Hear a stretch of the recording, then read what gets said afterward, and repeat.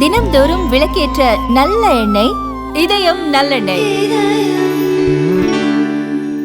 பிரதமர் மோடியை தொலைபேசியில் அழைத்து அமெரிக்க அதிபர் டொனால்டு டிரம்ப் வாழ்த்து தெரிவித்ததில் இருந்து அமெரிக்கா அனுப்பும் பரிசுகளால் இந்திய மக்கள் வேதனை அடைந்துள்ளனர் என்று H1B விசா விவகாரத்தில் காங்கிரஸ் தலைவர் மல்லிகார்ஜுன கார்கே கடுமையாக விமர்சித்துள்ளார்.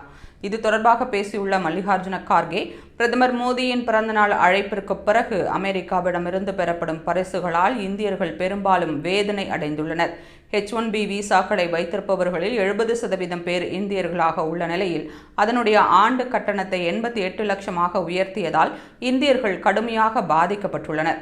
ஏற்கனவே 50% வரி விதிப்பால் 10 துறைகளில் மட்டும் சுமார் 2.17 லட்சம் கோடி ரூபாய் இழப்பு ஏற்பட்டுள்ளது. ஹையர் சட்டத்தால் இந்தியாவின் தொழில்நுட்ப நிறுவனங்களுக்கு மிகப்பெரிய ஆபத்து ஏற்பட வாய்ப்புள்ளது. ரஷ்யாவிடமிருந்து கச்சா எண்ணெய் வாங்குவதால் அமெரிக்கா 50% வரி விதித்திருந்த நிலையில் இப்போது இந்திய பொருட்களின் மீது ஐரோப்பிய ஒன்றியம் 100% வரை வரி விதிக்க வேண்டும் என்று அமெரிக்கா வலியுறுத்தி வருகிறது. அமெரிக்காவின் தலையீட்டால் தான் இந்தியா பாகிஸ்தான் போர் முடிவுக்கு வந்ததாக ட்ரம்ப் கூறினார் என்று தெரிவித்துள்ளார்.